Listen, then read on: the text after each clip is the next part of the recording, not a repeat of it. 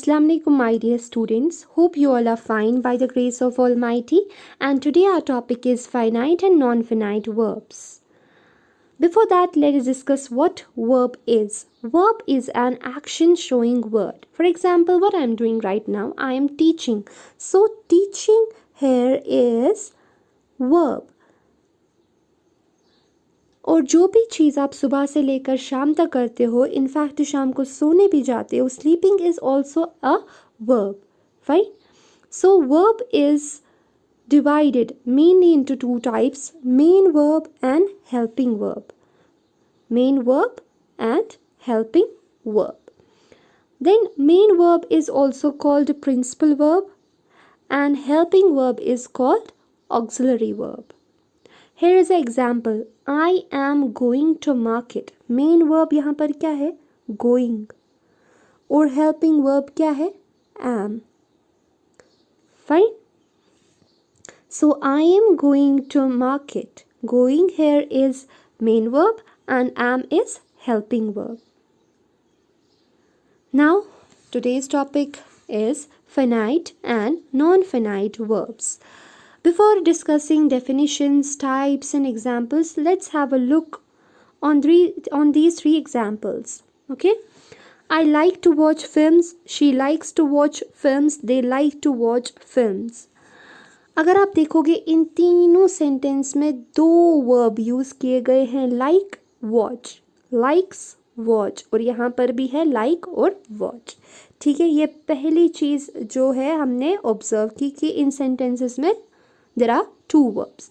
Now here is I. I is subject. Subject क्या होता है? डूअर. शी है सब्जेक्ट, दे है सब्जेक्ट. तो सब्जेक्ट के साथ एक एक वर्ब है और जो दूसरा वर्ब है यानी टू वॉच, सब जगह क्या है? सेम है. यानी सब्जेक्ट के साथ जो वर्ब है वो चेंज हो रहा है, लेकिन जो सेम हो रहा है वो, और जो बाकी जो टू वॉच है वो क्या है? सेम ही है. सब्जेक्ट के साथ जो वर्ब है वो चेंज हो रहा है और टू वॉच है वो हर जगह सेम है. फाइन, ये हमने यहाँ पर नोटिस किया. इसके बाद हम चलेंगे डेफिनेशन की ओर.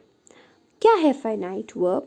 अ verb that has a subject, यहाँ पर ये एंड है, end shows the tense, person and number is known as finite verb. वो वर्ब, फाइनाइट वर्ब वो वर्ब है जो सब्जेक्ट के साथ होगा. जो ही एक सेंटेंस में सब्जेक्ट के साथ कोई वर्ब होगा उसी को हम क्या कहेंगे? फाइनाइट वर्ब कहेंगे. और वो हमें क्या दिखाता है? टेंस, पर्सन या नंबर शो करता है. ठीक है, ये हम आगे वाली डेफिनेशन में फिर से देखेंगे. फाइनाइट वर्ब की दूसरी डेफिनेशन है, finite verbs are those which have a definite relation with the subject. यानी इसका एक डेफिनेट रिलेशन होता है सब्जेक्ट के साथ. So that was all about the definition of a finite verb. यहाँ पर आप देखो एग्जाम्पल्स में, I like to watch films. यहाँ पर हमें सिर्फ ये समझना है कि फाइनाइट वर्ब होता क्या है. I like, she likes, they like, और यहाँ पर और एक चीज़ मैंने ऐड की है, आई लाइक्ड. आई लाइक्ड में क्या दिखा रहा है? पास्ट दिखा रहा है, टेंस दिखा रहा है यहाँ पर. तो यहाँ पर ये क्या है? फाइनाइट वर्ब, क्योंकि या तो ये दिखाएगा टेंस या तो हमें दिखाएगा number of a person, singular है या प्लूरल, या पर्सन कौन सा है. यहाँ पर आप देखो शी के साथ लाइक्स क्यों है? शी क्या है? Second person singular. और जहाँ पर सब्जेक्ट सिंगुलर होगा वर्ब क्या आएगा? प्लूरल.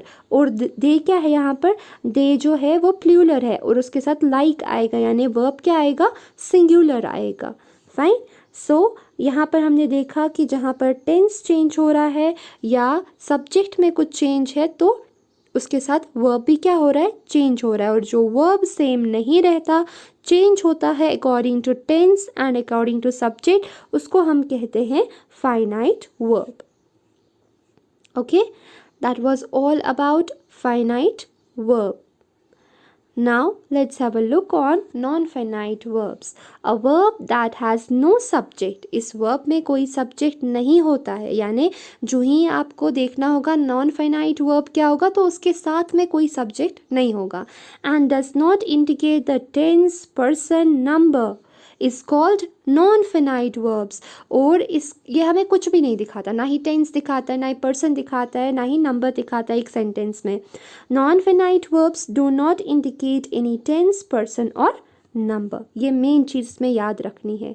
आप देखोगे फिर से हम एग्जाम्पल्स देखेंगे finite and non finite verb की। यहाँ पर हमें क्या देखना है, नॉन फाइनाइट वर्ब। आप देखोगे यहाँ पर हर एक सेंटेंस में टू वॉच सेम है। यहाँ पर ना ही हमें ये कोई टेंस बताता है और ना ही पर्सन बताता है और ना ही बताता है कि जो नंबर ऑफ सब्जेक्ट है वो सिंगुलर है या प्लूरल है। Okay, that was all about non-finite verbs. Non-finite verbs are further categorized into three types: infinitive, gerund and participle. तो फर्दर अगर हम देखें नॉन फाइनाइट जो है वो कितने टाइप्स के होते हैं, 3 टाइप्स के: इन्फिनेटिव, gerund, participle. इन्फिनेटिव क्या है? An infinitive is formed by using the word to before the verb, और verb क्या होगा, main verb, base form of the verb. For example, to walk. So हर जगह जहाँ पर आप to यूज़ करोगे verb के साथ वो क्या बन जाएगा, infinitive या infinite verbs कहते हैं उनको। समझ गए आप? To walk, to teach, to run, जिस भी वर्ब के साथ आप टू यूज़ करोगे पहले, वर्ब से पहले, वो बन जाता है इन्फिनेटिव या इन्फिनाइट वर्ब्स। ओके, और ये इनका फंक्शन क्या होता है, ये फंक्शन करते हैं as a noun, as an adjective, as an adverb. Okay, let's have a look on the examples. Shalini loves to talk, यहाँ पर 2 वर्ब्स है। लव्स क्या बन गया, फाइनाइट। टू टॉक क्या बन गया, नॉन फाइनाइट, लेकिन कौन सा, इन्फिनेटिव। इन्फिनेटिव में क्या होता है, टू यूज़ होता है। मेड यहाँ पर क्या है, फाइनाइट वर्ब। टू क्लीन क्या है, इन्फिनेटिव है। इन्फिनेटिव में क्या यूज़ होता है, टू प्लस वर्ब। ओके, सो यहाँ पर हमने देखा फाइनाइट वर्ब क्या है और नॉन फाइनाइट में इन्फिनेटिव क्या है। यहाँ पर टू टॉक इन्फिनेटिव है और टू क्लीन इन्फिनेटिव है। So these were the 2 examples of infinitive. Okay, what is gerund now? A gerund is formed by adding ing to a verb. For example, walking. Verb के साथ हमें ing use करना है तो वो क्या बन जाएगा, वो gerund बन जाएगा।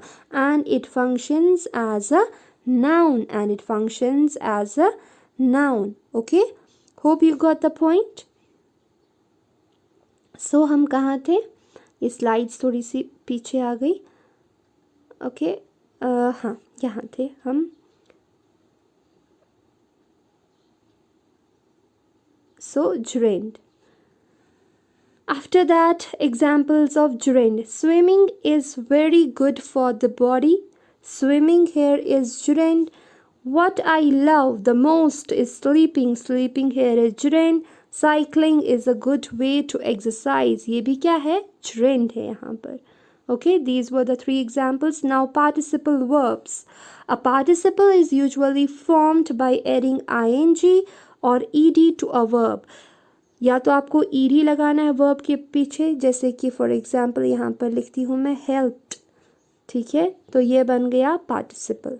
ओके, या तो आपको लिखना है helping, वर्ब के बाद ing लगाना है, ये भी क्या बन गया, participle, and it functions as an adjective. Okay, a word that is in the form of verb plus ing is called a present participle. It acts as an adjective in a sentence. कोई भी verb जो है अगर आप उसके बाद में ing लगाओगे वो क्या बन जाएगा, present participle. Singing, learning, singing. There is a singing bird.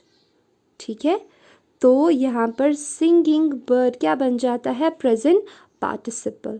Okay, a word that is in the form of verb. एक word, एक तो verb होगा और उसके पीछे या तो ed होगा, d होगा, t होगा, en होगा, n होगा। जैसे helped, तो इसके पीछे क्या है, ed है। ऐसे ही जैसे खाली डी लगाना है, यहाँ पर ऑलरेडी मैंने एग्जाम्पल में लिखा है बेक्ड, बेक्ड में हमने खाली ऐड किया डी, तो ये क्या बन गया, पास्ट। ठीक है, और जैसे कि लर्नड टी, सो ये भी क्या बन गया, पास्ट। ऐसे ही गिवन, ये भी क्या बन गया, पास्ट पार्टिसिपल, राइट। ऐसे ही एन लगाना होगा कहीं पर, ठीक है, रिटन में तो ई एन लगाया हमने, ठीक है, एन लगाना है, टी लगाना है, डी लगाना है, ई डी लगाना है, तो वहाँ पर क्या बन जाएगा, वो पास्ट पार्टिसिपल बन जाएगा। And it can act as an adjective in a sentence ना, पास्ट पार्टिसिपल, ठीक है। एग्जाम्पल क्या है, cracked pot, baked bread, injured man. So हमने आज क्या पढ़ा, finite and non finite verbs, and non finite are further categorised into three parts, infinitive, gerund and participle, and participle is further categorized into two, past participle and present participle. Okay, thank you so much. Please like this video and comment too. Thank you.